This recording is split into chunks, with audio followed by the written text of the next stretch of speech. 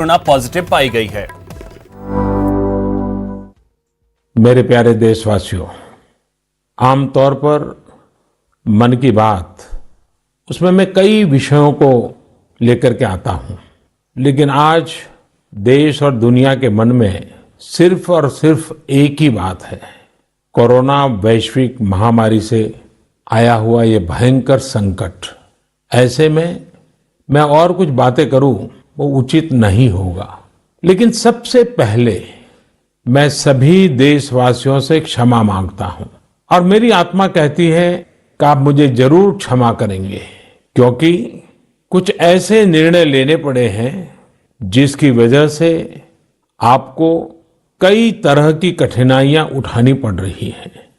खास करके मेरे गरीब भाई बहनों को देखता हूं तो जरूर लगता है कि उनको लगता होगा कि ऐसा कैसा प्रधानमंत्री है, हमें इस मुसीबत में डाल दिया।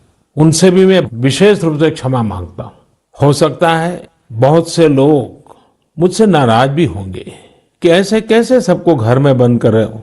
मैं आपकी दिक्कतें समझता हूं, आपकी परेशानी भी समझता हूं, लेकिन भारत जैसे 130 करोड़ की आबादी वाले देश को कोरोना के खिलाफ लड़ाई के लिए एक कदम उठाए बिना कोई रास्ता नहीं था। कोरोना के खिलाफ लड़ाई जीवन और मृत्यु के बीच की लड़ाई है और इस लड़ाई में हमें जीतना है, और इसीलिए ये कठोर कदम उठाने बहुत आवश्यक थे। किसी का मन नहीं करता है ऐसे कदमों के लिए, लेकिन दुनिया के हालात देखने के बाद लगता है कि यही एक रास्ता बचा है। आपको, आपके परिवार को सुरक्षित रखना है। मैं फिर एक बार आपको जो भी असुविधा हुई है, कठिनाई हुई है, इसके लिए क्षमा मांगता हूं।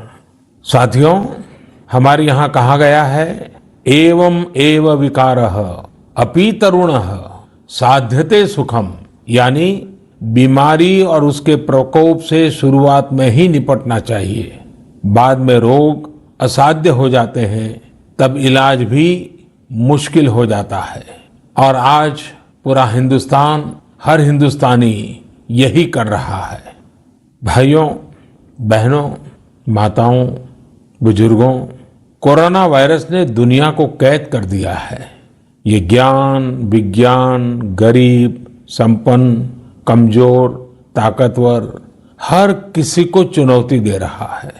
ये ना तो राष्ट्र की सीमाओं में बंधा है, न ही ये कोई क्षेत्र देखता है, और न ही कोई मौसम। ये वायरस इंसान को मारने पर, उसे समाप्त करने की जिद उठाकर बैठा है, और इसलिए सभी लोगों को, पूरी मानव जाति को इस वायरस के खत्म करने के लिए एकजुट होकर संकल्प लेना ही होगा। कुछ लोगों को लगता है कि वो लॉकडाउन का पालन कर रहे हैं, तो ऐसा करके वो मानो जैसे दूसरों की मदद कर रहे हैं। अरे भाई, ये भ्रम पालना सही नहीं है। ये लॉकडाउन आपके खुद के बचने के लिए है। आपको अपने को बचाना है, अपने परिवार को बचाना है। अभी आपको आने वाले कई दिनों तक इसी तरह धैर्य दिखाना ही है, लक्ष्मण रेखा का पालन करना ही है। साथियों, मैं ये भी जानता हूं कि कोई कानून नहीं तोड़ना चाहता, नियम नहीं तोड़ना चाहता, लेकिन कुछ लोग ऐसा कर रहे हैं क्योंकि अब भी वो स्थिति की गंभीरता को नहीं समझ रहे। ऐसे लोगों को यही कहूंगा कि लॉकडाउन का नियम तोड़ेंगे तो कोरोना वायरस से बचना मुश्किल हो जाएगा। दुनिया भर में बहुत से लोगों को कुछ इसी तरह की खुशफहमी थी। आज ये सब पछता रहे हैं। साथियों, हमारे यहाँ कहा गया है, आरोग्यम परम भाग्यम स्वास्थ्यम सर्वार्थ साधनम, यानी आरोग्य ही सबसे बड़ा भाग्य है। दुनिया में सभी सुख का साधन स्वास्थ्य ही है। ऐसे में नियम तोड़ने वाले अपने जीवन के साथ बहुत बड़ा खिलवाड़ कर रहे हैं। साथियों, इस लड़ाई के अनेकों योद्धा ऐसे हैं जो घरों में नहीं, घरों के बाहर रहकर कोरोना वायरस का मुकाबला कर रहे हैं।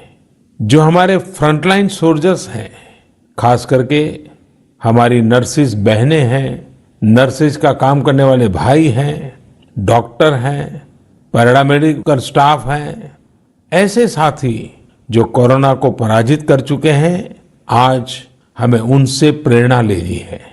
बीते दिनों में मैंने ऐसे कुछ लोगों से फोन पर बात की है, उनका उत्साह भी बढ़ाया है और उनसे बातें करके मेरा भी उत्साह बढ़ा है। मैंने उनसे बहुत कुछ सीखा है, मेरा बहुत मन था, इसलिए इस बार मन की बात में ऐसे साथियों के अनुभव, उनसे हुई बातचीत, उसमें से कुछ बातें आपसे साझा करूं। सबसे पहले हमारे साथ जुड़ेंगे श्री राम गंपा तेजा जी। वैसे तो वो आईटी प्रोफेशनल हैं, आइए उनके अनुभव सुनते हैं। यस राम। नमस्ते जी। हाँ राम, नमस्ते। नमस्ते नमस्ते। मैंने सुना कि आप कोरोना वायरस के इस गंभीर संकट से बाहर निकले हैं। हाँ जी। तो जरूर मैं आपसे कुछ बात करना चाहता था। बताइए, आप इस सारे संकट से निकले हैं तो अपना अनुभव मैं सुनना चाहता था। मैं आईटी सेक्टर के एम्प्लॉई हूँ। काम के वजह से दुबई गया था मैं मीटिंग्स के लिए। वहाँ पे जाने अनजाने ऐसे हो गया था। वापस आते ही फीवर वो सब चालू हो गए थे जी। तो 5-6 दिन के बाद डॉक्टर्स ने कोरोना वायरस का टेस्ट की और तब पॉजिटिव आ गया था। तब Gandhi hospital, government hospital Hyderabad में, वहाँ पे एडमिट किए थे मुझे। और उसके बाद 14 दिन के बाद ठीक हो गया था मैं और डिस्चार्ज हो गया था। तो थोड़ा डरावना था ये सब। यानी जब आपको संक्रमण का पता चला, हाँ, और ये उसके पहले पता तो होगा कि ये वायरस बहुत भयंकर है और तकलीफ कर रहा है, हाँ। तो जब आपके साथ हुआ तो आपको क्या एकदम से इमीडिएट क्या रिस्पॉन्स था आपका? पहले तो बहुत डर गया था। पहले तो बिलीव भी नहीं कर रहा था मैं कि हो गया, ऐसा कैसे हुआ था। क्योंकि इंडिया में किसी को 2-3 लोगों को आया था तब तो कुछ नहीं पता था उसके बारे में। हॉस्पिटल में जब एडमिट किए थे, मुझे क्वारंटीन में रखे थे, तब तो पहले 2-3 दिन तो पूरा ऐसे ही चला गया था। लेकिन वहाँ के डॉक्टर्स और नर्सेज जो है ना, वो बहुत अच्छे थे मेरे साथ। हर दिन मुझे कॉल करके मुझसे बात कर रहे थे और कॉन्फिडेंस दे रहे थे कि कुछ नहीं होगा, आप ठीक हो जाओगे, ऐसे बात करते रहते थे। दिन में 2-3 बार डॉक्टर बात करते थे, नर्स भी बात करते थे। तो पहले जब डर था, लेकिन उसके बाद ऐसे लगा कि हाँ, इतने अच्छे लोगों के साथ हूँ, वो कुछ उनको पता है क्या करना है and I will get better, ऐसे ही लगा था। परिवार के लोगों की मनस्थिति क्या थी? जब मैं हॉस्पिटल में एडमिट हुआ था, पहले तो सब बहुत स्ट्रेस में थे, ज़्यादा टेंशन वो सब था। लेकिन हाँ, सबसे पहले तो उनका भी टेस्ट किए थे, सबका नेगेटिव आ गया था। वो सबसे बड़ा ब्लेसिंग है हमारे लिए, हमारे फैमिली के लिए और सबके लिए जो हम मेरे आसपास थे। उसके बाद तो हर दिन इम्प्रूवमेंट दिख रही थी। डॉक्टर्स हमसे बात कर रहे थे, वो बता रहे थे परिवार को भी। आपने स्वयं ने क्या क्या सावधानियां रखी, आपने परिवार की क्या सावधानियां रखी? परिवार के लिए तो पहले उसके बारे में जब पता चला तब तो मैं क्वारंटीन भी था, लेकिन क्वारंटीन के बाद भी डॉक्टर्स ने बताया था कि और 14 दिन घर पे ही रहना है और अपने रूम में रहना और सेल्फ और हाउस क्वारंटीन रखने के लिए बोले थे। तो आने के बाद भी मैं अपने घर में ही हूँ, मेरे रूम में ही रहता हूँ, ज़्यादातर मास्क रख के ही रहता हूँ दिन भर। जो जब भी बाहर खाने के लिए कुछ होगा, हैंड वॉशिंग, वो सब इम्पोर्टेंट है। चलिए राम, आप स्वस्थ होकर के आए हैं, आपको और आपके परिवार को मेरी बहुत शुभकामनाएं हैं। लेकिन मैं चाहूंगा कि आपका ये अनुभव, आप तो आईटी प्रोफेशन में हैं, तो ऑडियो बना करके लोगों को शेयर कीजिए, बहुत सोशल मीडिया में वायरल कीजिए। तो क्या होगा कि लोग डर भी नहीं जाएंगे, at the same time care करने से कैसे बच सकते हैं वो भी बड़े आराम से लोगों तक पहुंच जाएगा। हाँ जी, ये ऐसा है कि बाहर आते देख रहा हूँ सब क्वारंटीन मतलब एक जेल में जाने के जैसे जो सोच रहे हैं, वो ऐसा नहीं है। सबको पता होनी चाहिए कि गवर्नमेंट क्वारंटीन उनके लिए है, उनके परिवार के लिए ही है। तो उसके बारे में ज्यादातर लोग को बोलना चाहता हूँ कि टेस्ट करवाओ, क्वारंटीन मतलब डरना मत, होम क्वारंटीन भी मतलब वो कुछ स्टिग्मा नहीं होनी चाहिए उसके ऊपर। चलिए राम, बहुत बहुत शुभकामनाएं आपको। Thank you. थैंक यू भैया, thanks a lot. Thank you. साथियों, जैसा कि राम ने बताया कि उन्होंने हर उस निर्देश का पालन किया जो इनको कोरोना की आशंका होने के बाद डॉक्टरों ने दिए। इसी का परिणाम है कि आज वो स्वस्थ होकर सामान्य जीवन जी रहे हैं। हमारे साथ ऐसे ही एक और साथी जुड़े हैं जिन्होंने कोरोना को पराजित किया है और उनका तो पूरा परिवार इस संकट में फंस गया था। नौजवान बेटा भी फंस गया था। आइए आगरा के श्रीमान अशोक कपूर के साथ हम बात करते हैं। अशोक जी नमस्ते। हाँ नमस्कार जी, मेरा सौभाग्य है जी आपसे बात हो रही है। चलिए हमारा भी सौभाग्य है। मैंने फोन इसलिए किया क्योंकि आपका पूरा परिवार इस संकट में फंसा था। जी जी जी। तो मैं जरूर जानना चाहूंगा कि आपको ये समस्या, ये संक्रमण का पता कैसे चला, क्या हुआ, अस्पताल में क्या हुआ, ताकि मैं आपकी बात सुन करके अगर कोई चीजें देश को बताने जैसी होगी तो मैं उसका उपयोग करूंगा। बिल्कुल सर। ऐसा सर कि मेरे 2 बेटे हैं, ये इटली गए थे, वहाँ पर फेयर था शूज का। हम यहाँ जूते का काम करते हैं जी, फैक्ट्री है मैन्युफैक्चरिंग का। तो वहाँ गए थे इटली फेयर पे। जब ये वापस आए ना तो हमारा दामाद भी गया था, तो वो दिल्ली रहते हैं। तो उनको थोड़ी प्रॉब्लम हुई तो वो हॉस्पिटल चले गए राम मनोहर लोहिया। तो उन्होंने उनको पॉजिटिव बताया तो उसको उन्होंने शिफ्ट कर दिया सफदरजंग। हमको वहां से फोन आया कि आप भी उनके साथ गए थे, आप टेस्ट कराए। तो दोनों बेटे चले गए टेस्ट कराने यहीं आगरा डिस्ट्रिक्ट हॉस्पिटल में। आगरा डिस्ट्रिक्ट हॉस्पिटल वालों ने इनको बोला कि आप अपने परिवार को भी बुला ले, कहीं कोई ऐसी बात ना हो। अल्टीमेटली क्या हुआ ये, वो हम सब गए तो नेक्स्ट डे उन्होंने बताया ये आपके 6 जने जो हैं, मेरे दोनों बेटे, मैं, मेरी वाइफ, मैं जब सब 73 ईयर ओल्ड हूँ, मेरी वाइफ और मेरे बेटे की वाइफ और मेरा ग्रैंडसन वो 16 साल का है। तो हम 6 का उन्होंने पॉजिटिव बताया तो उन्होंने कहा आपको दिल्ली ले जाना है जी। हम सर डरे नहीं, हमने ठीक है अच्छा पता लग गया। हम लोग दिल्ली वहाँ चले गए सफदरजंग हॉस्पिटल। ये आगरे वालों ने भेजा, उन्होंने 2 हमको एम्बुलेंस दी, कोई चार्ज नहीं किया। इनकी बड़ी मेहरबानी है आगरे के डॉक्टर्स की, एडमिनिस्ट्रेशन की, और पूरा इन्होंने हमें सहयोग किया। एम्बुलेंस से आए आप? हाँ जी एम्बुलेंस से। ठीक ठाक थे, बैठ के जैसे एज यूजुअल बैठ के आते हैं। हमको उन्होंने 2 एम्बुलेंस दे दी, संग में डॉक्टर भी थे, और हमको इन्होंने सफदरजंग हॉस्पिटल छोड़ दिया। सफदरजंग हॉस्पिटल में डॉक्टर्स ने ऑलरेडी वो खड़े थे वहां पर गेट पे, तो उन्होंने हमको जो वार्ड था वहां हमको उन्होंने शिफ्ट कर दिया। हम 6 को उन्होंने अलग अलग रूम दिया, अच्छे रूम थे, सब कुछ था। तो सर हम फिर 14 दिन वहाँ हॉस्पिटल में अकेले रहते थे। और डॉक्टरों का जहाँ तक बात है बहुत सहयोग रहा जी, बड़ा अच्छा हमको उन्होंने ट्रीट किया। चाहे स्टाफ हो, वो एक्चुअली वो अपनी ड्रेस पहन के आते थे ना सर, पता नहीं चलता था कि ये डॉक्टर है या वार्ड बॉय है या नर्स है। तो जो कहते थे हम मान लेते थे। फिलहाल हमको किसी तरह की भी 1% भी प्रॉब्लम नहीं आई। आपका आत्मविश्वास भी बड़ा मजबूत दिखता है। जी सर, आई एम परफेक्ट। हाँ जी। और मैंने तो बल्कि सर अपने घुटनों का भी ऑपरेशन कराया हुआ है। I am perfect. नहीं, लेकिन जब इतना बड़ा संकट परिवार के सबको आ गया और 16 साल के बच्चे तक पहुंच गया, तो पेपर था सर, ICSE के पेपर थे ना, तो उसका पेपर था। हमने नहीं दिए पेपर, हमने देखी जाएगी बाद में, ये तो जिंदगी रहेगी तो सब पेपर हो जाएंगे। सही बात है।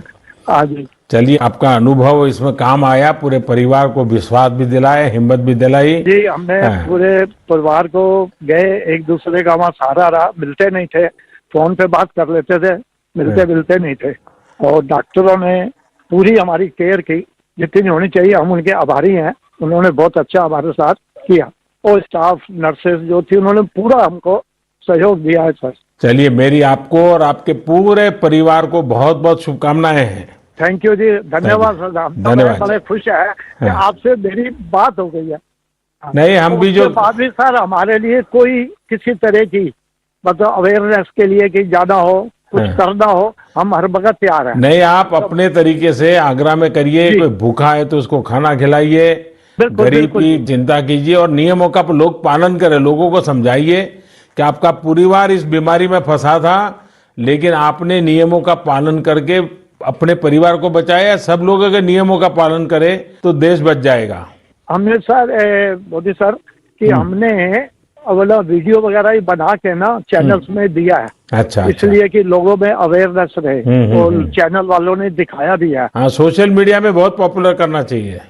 जी जी। और हाँ हमने अपनी कॉलोनी में जहाँ हम रहते हैं, हाँ। साफ सुथरी कॉलोनी है, हाँ। सबको हमने कह दिया देखो जी हम आ गए हैं तो अब डरे नहीं, हाँ। कभी कोई प्रॉब्लम है जाके टेस्ट कराए। हाँ। और जो लोग हमारे संग जो मिले होंगे या जो सब टेस्ट कराए, सब ईश्वर की दया से ठीक रहे। जी सर। चलिए, बहुत शुभकामनाएं सबको। साथियों, हम अशोक जी और उनके परिवार की दीर्घायु की कामना करते हैं। जैसा कि इन्होंने कहा कि पैनिक हुए बिना, डरे बिना समय पर सही कदम उठाना, समय पर डॉक्टरों से संपर्क करना और उचित सावधानी रखते हुए इस महामारी को हम पराजित कर सकते हैं। साथियों, हम मेडिकल स्तर पर इस महामारी से कैसे निपट रहे हैं, इसके अनुभव जानने के लिए मैंने कुछ डॉक्टरों से बात की जो इस लड़ाई में पहली पंक्ति में मोर्चा संभाले हुए हैं। रोजमर्रा की उनकी गतिविधि इन्हीं पेशेंटों के साथ पड़ती है। आइए, हमारे साथ दिल्ली से डॉक्टर नीतीश गुप्ता जुड़े हैं। नमस्ते डॉक्टर। नमस्ते सर। नमस्ते नीतीश जी। आप तो बिल्कुल मोर्चे पर डटे हुए हो, तो मैं जानना चाहता हूं कि अस्पतालों में बाकी आपके साथियों का मूड कैसा है, क्या है जरा। सबका मूड अपबीट है, आपका आशीर्वाद सबके साथ है। आपने दिया हुआ सारा हॉस्पिटल को जो भी आप सपोर्ट कर रहे हैं, जो भी चीज हम मांग रहे हैं, आप सब प्रोवाइड कर रहे हैं। तो हम लोग बिल्कुल जैसे आर्मी बॉर्डर पे लड़ी रहती है, हम लोग बिल्कुल वैसे ही लगे हुए हैं। और हमारा सिर्फ एक ही कर्तव्य है कि पेशेंट ठीक होके घर जाए। आपकी बात सही है, ये युद्ध जैसा स्थिति है और आप ही सब मोर्चा संभाले बैठे हो। हाँ जी सर। आपको तो इलाज के साथ साथ मरीज की काउंसलिंग भी करनी पड़ती होगी। हाँ जी सर, वो सबसे ज्यादा जरूरी चीज है, क्योंकि मरीज एकदम सुन के एकदम से डर जाता है कि ये क्या हो रहा है उसके साथ। तो उनको समझाना होता है कुछ नहीं है, अगले 14 दिन में आप ठीक होंगे, आप घर जाएंगे बिल्कुल। तो हम अभी तक ऐसे 16 मरीजों को घर भेज चुके हैं। जब बात करते हैं तो ओवरऑल क्या आता है आपके सामने? जब डरे हुए लोग हैं तो उनकी चिंता क्या सताती है? तो उनको यही लगता है कि आगे क्या होगा, अब क्या होगा। ये तो बिल्कुल एकदम जैसा वो बाहर की दुनिया में देखते हैं कि बाहर लोग इतने एक्सपायर हो रहे हैं, तो हमारे साथ भी ऐसा ही होगा। पर हम उनको समझाते हैं कि आपकी कौन सी दिक्कत किस दिन ठीक होगी। आपका केस बहुत माइल्ड वाला है, नॉर्मल सर्दी जुकाम वाला जो केस होता है वैसा ही है। तो जैसे वो ठीक हो जाता है 5-7 दिन में, आप भी ठीक हो जाएंगे। फिर हम आपके टेस्ट करेंगे, जब वो नेगेटिव आएंगे तब आपको घर भेज सकते हैं। और हम इसीलिए उनकी बार बार हर 2-3-4 घंटे में उनके पास जाते हैं, मिलते हैं, उनसे पूछते हैं। उनको सहूलियत होती है पूरे दिन में, तो ही उनको अच्छा लगता है। उनका आत्मविश्वास बन जाता है। शुरू में तो डर जाते हैं, शुरू में डर जाते हैं, बट जब हम समझाते हैं तो दूसरे तीसरे दिन तक जब वो खुद ठीक होने लगते हैं तो उन्हें भी लगता है हम ठीक हो सकते हैं। लेकिन सभी डॉक्टरों को लगता है कि जीवन का सबसे बड़ा सेवा का काम उनके जिम्मे आया है। ये भाव बनता है सबको। हाँ जी सर, बिल्कुल बनता है। हम अपनी टीम को बिल्कुल प्रोत्साहित करके रखते हैं कि डरने वाली कोई बात नहीं है, कोई ऐसी चीज नहीं है। अगर हम पूरी प्रिकॉशन लेंगे, मरीज को अच्छे से प्रिकॉशन समझाएंगे कि आपको ऐसे करना है, तो सब चीजें ठीक रहेंगी। चलिए डॉक्टर, आपके यहाँ तो बहुत बड़ी मात्रा में पेशेंट भी आते हैं और आप बिल्कुल जी जान से लगे हैं। आपसे बात करके अच्छा लगा। मैं आपके साथ हूँ, लड़ाई लड़ते रहे। आपका आशीर्वाद रहे, यही हम चाहते हैं। बहुत शुभकामनाएं भैया। सब thank you. Thank you. Nitesh ji, आपको बहुत बहुत साधुवाद। आप जैसे लोगों के प्रयासों से भारत कोरोना के खिलाफ लड़ाई में अवश्य विजयी होगा। मेरा आपसे आग्रह है कि आप अपना ध्यान रखें, अपने साथियों का ध्यान रखें, अपने परिवार का ध्यान रखें। दुनिया का अनुभव बताता है कि इस बीमारी से संक्रमित होने वाले व्यक्तियों की संख्या अचानक बढ़ती है। अचानक होने वाली इस वृद्धि की वजह से विदेशों में हमने अच्छी से अच्छी स्वास्थ्य सेवा को जवाब देते हुए देखा है। भारत में ये स्थिति न आए, इसके लिए ही हमें निरंतर प्रयास करना है। एक और डॉक्टर हमारे साथ पुणे से जुड़ रहे हैं, श्रीमान डॉक्टर बोरसे। नमस्ते डॉक्टर। नमस्ते नमस्ते नमस्ते। नमस्ते डॉक्टर। आप तो बिल्कुल एक जन सेवा प्रभु सेवा के मिजाज से काम में लगे हैं। तो मैं आज आपसे कुछ बातें करना चाहता हूं जो देशवासियों के लिए आपके संदेश चाहिए। एक तो अनेक लोगों के मन में प्रश्न है कि कब डॉक्टर से संपर्क करना है और कब उनको कोरोना का टेस्ट कराना है। एक डॉक्टर के नाते, और आप तो पूरी तरह अपने आप को इस कोरोना के मरीजों के लिए समर्पित कर दिया है। तो आपकी बात में बहुत ताकत है, तो मैं सुनना चाहता हूँ। सर जी, मैं यहाँ पे बीजे मेडिकल कॉलेज पूना है, वहाँ पे प्रोफेसर हूँ। और हमारे पूना म्यूनिसिपल कॉर्पोरेशन हॉस्पिटल है, नायडू हॉस्पिटल करके। वहाँ पे जनवरी 2020 से वो स्क्रीनिंग सेंटर चालू हो गया है। वहाँ पे आज तक 16 कोविड-19 पॉजिटिव केसेस निकले हैं सर। और वो 16 कोविड-19 पेशेंट जो निकले हैं उसमें से हमने ट्रीटमेंट देके उनको क्वारंटाइन करके आइसोलेशन करके ट्रीटमेंट देके 7 लोगों को डिस्चार्ज कर दिया है सर। और जो अभी बाकी 9 केसेस है they are also very stable and they are also doing well. Though भी वो वायरस बॉडी में होते हुए भी they are getting well, they are recovering out of the corona virus. और अभी यहाँ पे जो सैंपल साइज तो वैसे छोटा है सर, 16 केसेस ही है, लेकिन ऐसा मालूम हो रहा है कि यंग पॉपुलेशन भी अफेक्ट हो रही है और यंग पॉपुलेशन अफेक्ट होते हुए भी जो डिसीज है वो ज्यादा सीरियस डिसीज नहीं है सर, वो माइल्ड डिसीज है और वो पेशेंट लोग काफी अच्छे हो रहे सर। और अभी ये जो 9 लोग बाकी है वहाँ पे they are also going to be well, they are not going to deteriorate, we are keeping watch on them on daily basis, लेकिन they are also going to be well in coming 4-5 days. जो लोग हमारे यहाँ suspect करके आते हैं, international travellers है और जो कॉन्टेक्ट में आए हैं, ऐसे लोगों का सर हम स्वैब ले रहे हैं, नेजोफेरेंजियल स्वैब ले रहे हैं, नेजल स्वैब ले रहे हैं और नेजल स्वैब का रिपोर्ट आने के बाद अगर पॉजिटिव निकला है तो हम पॉजिटिव वार्ड में एडमिट कर रहे हैं और नेगेटिव अगर निकला तो उनको होम क्वारंटाइन का संदेश देके कैसा लेना है होम क्वारंटाइन, क्या करना है होम को जाके, ये एडवाइस करके हम उनको घर पे भेज रहे हैं। उसमें क्या समझाते हैं आप? घर में रहने के लिए क्या क्या समझाते हैं आप जरा बताइए सर। एक तो अगर होम में भी रहे तो होम में भी क्वारंटाइन आपको करना है, 6 फीट डिस्टेंस कम से कम तो आपको रखना है, ये पहली बात। दूसरी बात, उनको मास्क यूज करना है और बार बार हाथ साफ करना है।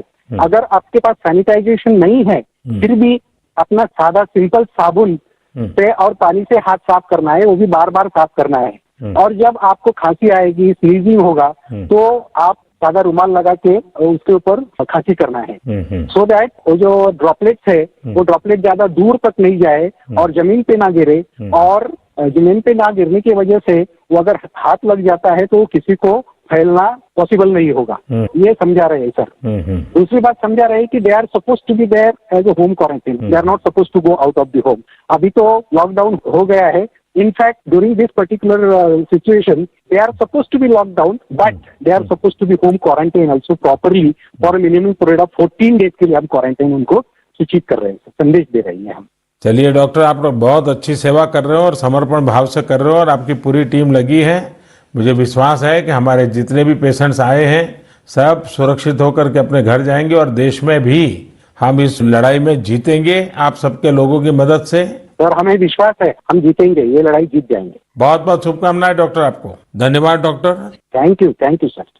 साथियों, हमारे ये तमाम साथी आपको, पूरे देश को इस संकट से बाहर निकालने में जुटे हैं। ये जो बातें हमें बताते हैं उन्हें हमें सुनना ही नहीं है बल्कि अपने जीवन में उतारना भी है। आज जब मैं डॉक्टरों का त्याग, तपस्या, समर्पण देख रहा हूं तो मुझे आचार्य चरक की कही हुई बात याद आती है। आचार्य चरक ने डॉक्टरों के लिए बहुत सटीक बात कही है और वो आज हमारे डॉक्टरों के जीवन में हम देख रहे हैं। आचार्य चरक ने कहा है, न आत्मार्थम न अपि कर्मार्थम अतभूत दयाम प्रति वर्तते यत् चिकित्सायाम स सर्वम इति वर्तते। यानी धन और किसी खास कामना को लेकर नहीं बल्कि मरीज की सेवा के लिए दया भाव रखकर कार्य करता है, वो सर्वश्रेष्ठ चिकित्सक होता है। साथियों, मानवता से भरी हुई हर नर्स को आज मैं नमन करता हूं। आप सभी जिस सेवा भाव के साथ कार्य करते हैं वो अतुलनीय है। ये भी संयोग है कि इस वर्ष यानी 2020 को पूरा विश्व international year of the nurse and midwife के तौर पर मना रहा है। इसका संबंध 200 वर्ष पूर्व 1820 में जन्म लेने वाली फ्लोरेंस नाइटिंगेल से जुड़ा हुआ है, जिन्होंने मानव सेवा को, नर्सिंग को एक नई पहचान दी, एक नई ऊंचाई पर पहुंचाया।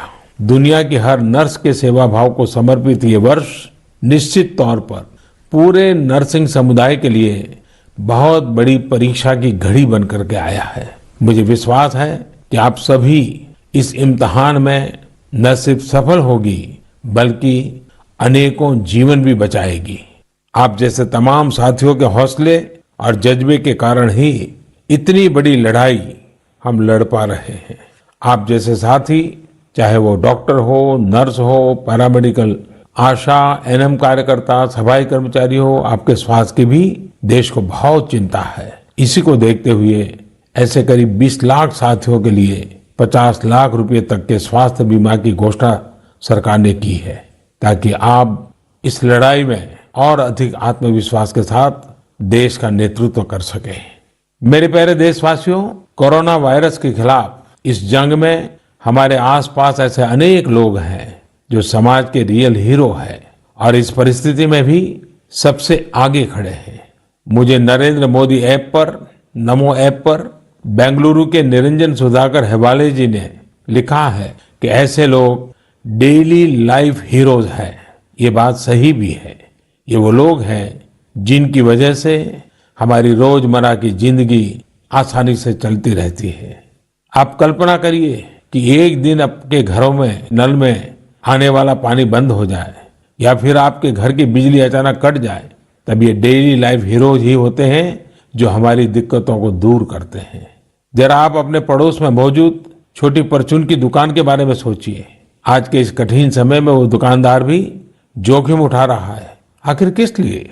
इसलिए ना कि आपको जरूरत का सामान मिलने में कोई परेशानी ना हो। ठीक इसी प्रकार उन ड्राइवर्स, उन वर्कर्स के बारे में सोचिए जो बिना रुके अपने काम में डटे हैं, ताकि देश भर में आवश्यक वस्तुओं की सप्लाई चेन में कोई रुकावट ना आए। आपने देखा होगा बैंकिंग सेवाओं को सरकार ने चालू रखा है और बैंकिंग सेक्टर के हमारे लोग पूरे लगन से, पूरे मन से इस लड़ाई का नेतृत्व करते हुए बैंकों को संभालते हैं, आपकी सेवा में मौजूद है। आज के समय ये सेवा छोटी नहीं है। उन बैंक के लोगों का भी हम जितना धन्यवाद करें उतना कम है। बड़ी संख्या में हमारे साथी ई कॉमर्स से जुड़ी कंपनियों में डिलीवरी पर्सन के रूप में कार्य कर रहे हैं। ये लोग इस कठिन दौर में भी ग्रोसरीज की डिलीवरी देने में लगे हुए हैं। जरा सोचिए कि आप लॉकडाउन के समय भी जो टीवी देख पा रहे हैं, घर में रहते हुए जिस फोन और इंटरनेट का इस्तेमाल कर रहे हैं, उन सबको सुचारू रखने के लिए कोई न कोई अपनी जिंदगी खपा रहा है। इस दौरान आप में से अधिकांश लोग जो डिजिटल पेमेंट आसानी से कर पा रहे हैं, उसके पीछे भी बहुत से लोग काम कर रहे हैं। लॉकडाउन के दौरान यही वो लोग हैं जो देश के कामकाज को संभाले हुए हैं। आज सभी देशवासियों की तरफ से मैं उन सभी लोगों के प्रति आभार प्रकट करता हूं और उनसे अनुरोध करता हूं कि वे अपने लिए भी हर तरह के सेफ्टी प्रिकॉशंस लें, अपना भी ख्याल रखें, अपने परिवारजनों का भी ख्याल रखें। मेरे प्यारे देशवासियों, मुझे कुछ ऐसी घटनाओं का पता चला है जिनमें कोरोना वायरस के संदिग्ध या फिर जिन्हें होम क्वारंटाइन में रहने को कहा गया है, उनके साथ कुछ लोग बुरा बर्ताव कर रहे हैं। ऐसी बातें सुनकर मुझे अत्यंत पीड़ा हुई है। ये बहुत दुर्भाग्यपूर्ण है। हमें ये समझना होगा कि मौजूदा हालात में अभी एक दूसरे से सिर्फ सोशल डिस्टेंस बनाकर रखना है, न कि इमोशनल या ह्यूमन डिस्टेंस। ऐसे लोग कोई अपराधी नहीं है, बल्कि वायरस के संभवित पीड़ित भर है। इन लोगों ने दूसरों को संक्रमण से बचाने के लिए खुद को अलग किया है और क्वारंटाइन में रहे हैं। कई जगह पर लोगों ने अपनी जिम्मेदारियों को गंभीरता से लिया है। यहां तक कि वायरस के कोई लक्षण नहीं दिखने पर भी उन्होंने खुद को क्वारंटाइन किया। ऐसा उन्होंने इसलिए किया क्योंकि वे विदेश से लौट करके आए हैं और दोहरी सावधानी बरत रहे हैं। वे ये सुनिश्चित करना चाहते हैं कि किसी भी सूरत में कोई दूसरा व्यक्ति इस वायरस से संक्रमित न हो पाए। इसलिए जब लोग खुद इतनी जिम्मेदारी दिखा रहे हैं तो उनके साथ खराब व्यवहार करना कहीं से भी जायज नहीं है, बल्कि उनके साथ सहानुभूतिपूर्वक सहयोग करने की आवश्यकता है। कोरोना वायरस से लड़ने का सबसे कारगर तरीका सोशल डिस्टेंसिंग है, लेकिन हमें ये समझना होगा कि कि सोशल डिस्टेंसिंग का मतलब सोशल इंटरेक्शन को खत्म करना नहीं है। वास्तव में यह समय अपने सभी पुराने सामाजिक रिश्तों में नई जान फूंकने का है, उन रिश्तों को तरोताजा करने का है। एक प्रकार से ये समय हमें यह भी बताता है कि सोशल डिस्टेंसिंग बढ़ाओ और इमोशनल डिस्टेंस घटाओ। मैं फिर कहता हूं, सोशल डिस्टेंसिंग बढ़ाओ और इमोशनल डिस्टेंस घटाओ। कोटा से यशवर्धन ने नरेंद्र मोदी ऐप पर लिखा है कि वे लॉकडाउन में फैमिली बॉन्डिंग को मजबूत कर रहे हैं, बच्चों के साथ बोर्ड गेम्स और क्रिकेट खेल रहे हैं, किचन में नई नई डिशेज बना रहे हैं। जबलपुर की निरुपमा हरसई जी नरेंद्र मोदी ऐप पर लिखती हैं कि उन्हें पहली बार रजाई बनाने के अपने शौक को पूरा करने का मौका मिला है। यही नहीं, वो इसके साथ ही बागवानी का शौक भी पूरा कर रही है। वहीं रायपुर के परीक्षित, गुरुग्राम के आर्यमन और झारखंड के सूरज जी का पोस्ट पढ़ने को मिला, जिसमें उन्होंने अपने स्कूल के दोस्तों के रीयूनियन करने की चर्चा की है। उनका ये आइडिया काफी रोचक है। हो सकता है कि आपको भी दशकों से अपने स्कूल कॉलेज के दोस्तों से बातचीत करने का मौका न मिला हो। आप भी इस आइडिया को आजमा कर देखिए।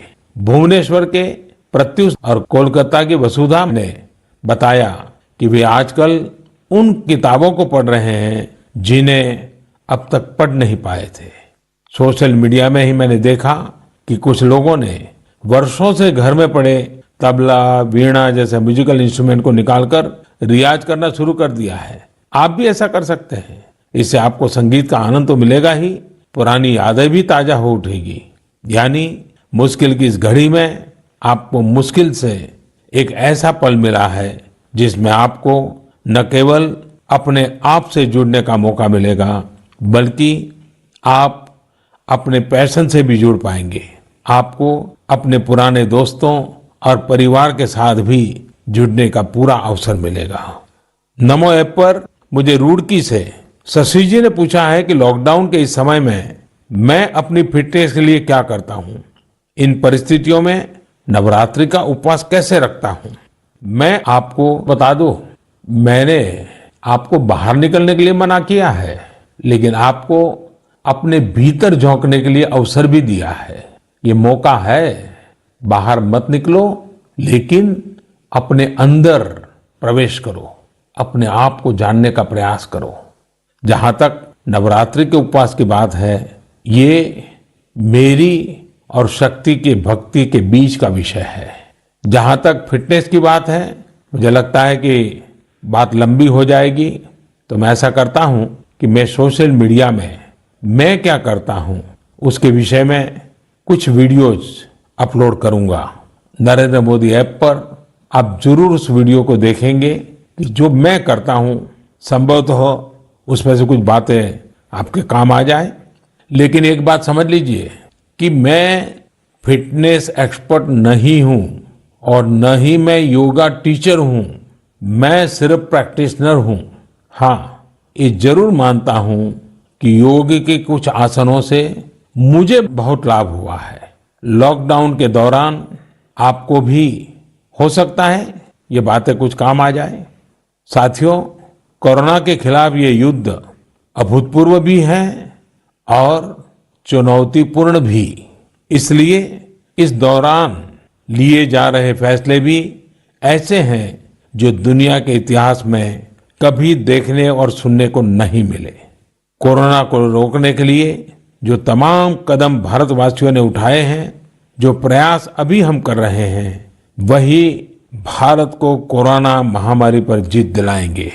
एक एक भारतीय का संयम और संकल्प ही हमें मुश्किल स्थिति से बाहर निकालेगा।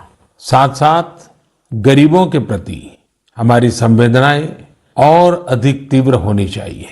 हमारी मानवता का वास इस बात में है कि कहीं भर भी कोई गरीब, दुखी, भूखा नजर आता है तो इस संकट की घड़ी में हम पहले उसका पेट भरेंगे, उसका जरूरत की चिंता करेंगे। और ये हिंदुस्तान कर सकता है। ये हमारे संस्कार है, ये हमारी संस्कृति है। मेरे प्यारे देशवासियों, आज हर भारतीय अपने जीवन की रक्षा के लिए घर में बंद है, लेकिन आने वाले समय में यही हिंदुस्तानी अपने देश के विकास के लिए सारी दीवारों को तोड़कर आगे निकलेगा, देश को आगे ले जाएगा। आप अपने परिवार के साथ घर पर रहिए, सुरक्षित और सावधान रहिए। हमें ये जंग जीतना है, जरूर जीतेंगे। मन की बात के लिए फिर अगले महीने मिलेंगे और तब तक इस संकटों को मात करने में हम सफल हो भी जाएं, इसी एक कल्पना के साथ, इसी एक शुभकामना के साथ आप सबको बहुत बहुत धन्यवाद। तो आप सुन रहे थे प्रधानमंत्री नरेंद्र मोदी को मन की बात के